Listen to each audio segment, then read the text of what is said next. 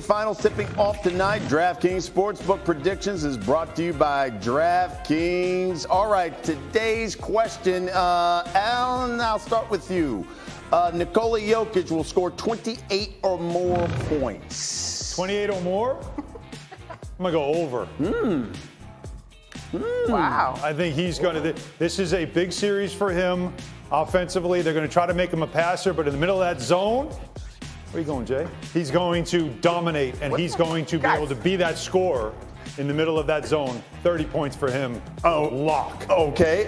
Jamal Murray's points are set at 25.5. Monica, you taking the over or the under? Honestly, I wanted to push this because I think it's right on the money. I'm going to go over.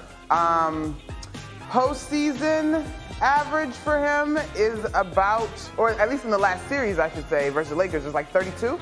So I think that this team is going to come with a bunch of energy, ready for game one. I'm going to go slightly over. Jimmy Butler is at 27.5 points in game one. You going over or under? I will probably go under in his first game, but I will say this. Let's remember when Phoenix got 2 wins at home against Denver. Do you remember D-Book was averaging 40 on 80% shooting? Right. That's what it took. And Denver was in both games. Yeah. All right. So that's what it took from a prolific offensive performance in order for Phoenix to win those 2 games. I want you guys to take a look at something because, you know, the Heat have gotten off the hot starts in their first 3 series of this postseason. They've won game 1 in each of those series, all of which were on the road. And since the NBA switched to their current format, no road team has ever won 4 game 1s in a single postseason. So, listen, if that's the case, how important then is it for the Heat to get a game 1 victory tonight? Well, I think it's a necessity. Like, I'm willing to say this, man. Like, I think the Miami Heat are going to get swept. Like, and I'm not being disrespectful to the Heat. I have all the respect in the world for the Heat.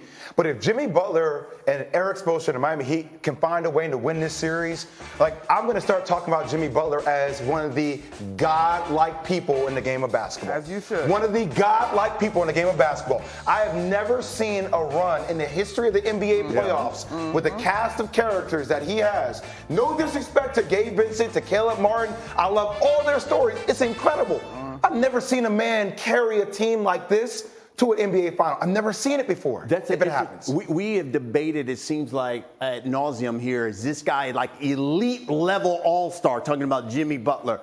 If these guys win it against the Denver Nuggets, has he solidified his Hall of Fame status? Is that right? Locked. Not even a question. Yes. By the way, it might even be close to being locked already just off the run. It's close. Just off the run, it's close. The way he plays, the spots he gets to, the big game performances, regardless of injury or not, I have all the respect in the world for it if he's able to pull it off. I just don't see it happening. It is an uphill climb. I'm with you. Like, I know we've got tons of conversation to get into, and I don't want to give away any questions that we have scripted, but I'm with you, right? Like, if he can pull this off, this will be historic on so many different levels. But I just think the counterpoint or the competition on the other side, like, this is a historically great dude in terms of Jokic, in terms of what he's doing with the triple-doubles going into the finals. I think there's a huge chip on this Nuggets shoulder. I'm not willing to go sweep because I think the Heat have bet or have proved us wrong time and time again.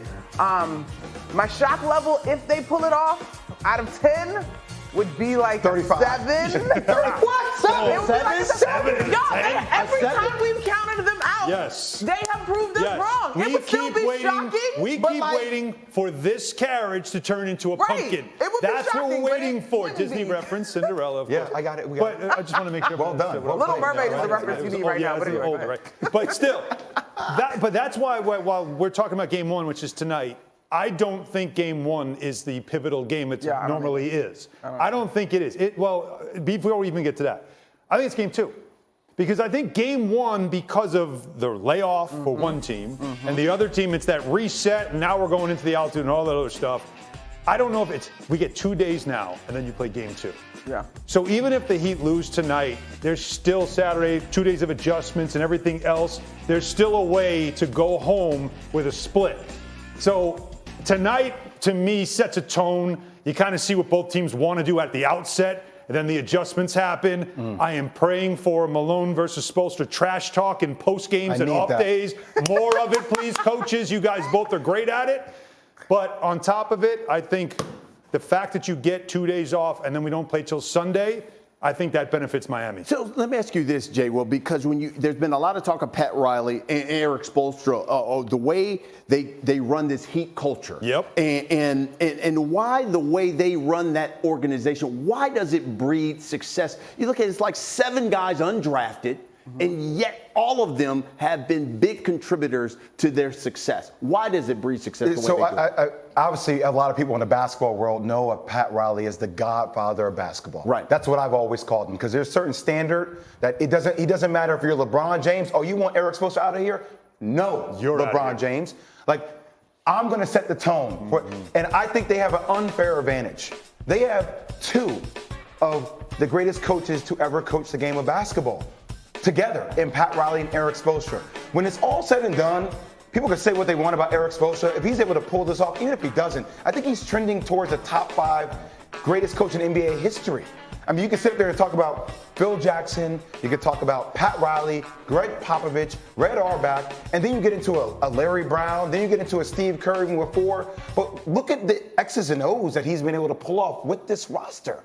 It makes a case for it. It shows you where they've come. Because while they were part of the Big 3 era where it was all about stars, right? The Heat went that way when they got LeBron, they got Chris Bosh, put him with Dwayne Wade, went 4 straight finals, won 2. But then after that, what have they done? They've gone complete, I would call it counterculture. Everybody else is still chasing stars, trying to put stars together, whatever it takes. And then whatever stars we get, we'll play that way. The Heat are, this is our identity. This is who we are. This is how we're going to play. We'll find players who fit the way we play. And if you don't fit, you either fit in or fit out, right? LeBron once famously said. Yeah. But that's literally what they are. And the closest thing I can think of that they are is like the New England Patriots, the Patriot way. And how not everybody, it's not for everyone. Guys have gone there and they've realized like playing for Bill Belichick's a different thing. Playing for Pat Riley with Eric Spoelstra is a different kind of demand. Body fat, conditioning, all the demands on you. And oh, by the way, you might play a lot and then you might not play at all. Feels more like the Pittsburgh Steelers to me, though, because every year you're like, all right, they're going to win like 7, 8 games, and they just exceed expectations every year. It's interesting because Pat Riley, we just saw the graphic there. He's been involved in a quarter of the NBA Finals. Crazy. I mean, all of it. A winner. As a player, as a coach, as everything. And yet this culture, and you talk about that here, I mean, it's body fat. You got to be under 10% body fat when you come and play for the Miami Heat, and yet they deliver success. I think, to a degree, championships can be bought. Culture has to be built. Yeah. And so this is not something that was baked overnight, right? And Spo has been very honest about this season in particular being very challenging at points, right? So this is a long-standing thing when you look at the Miami Heat. In some years, they pop up and they're in the finals. In other years, you're having conversations about what their offseason moves could be, but they continue to stay the course, right? They are very clear on who they are and the types of players that fit their system. And so I know yesterday we bounced around the ideas of some other key free agents. This summer is going to be very interesting because I do wonder, and we'll see, culture gets you far. I am not dismissing culture at all, but is this finals going to now be an example of the type of drafted power that you may need to get over the hump? Because Jimmy's been here. Like, Jimmy was here in the bubble.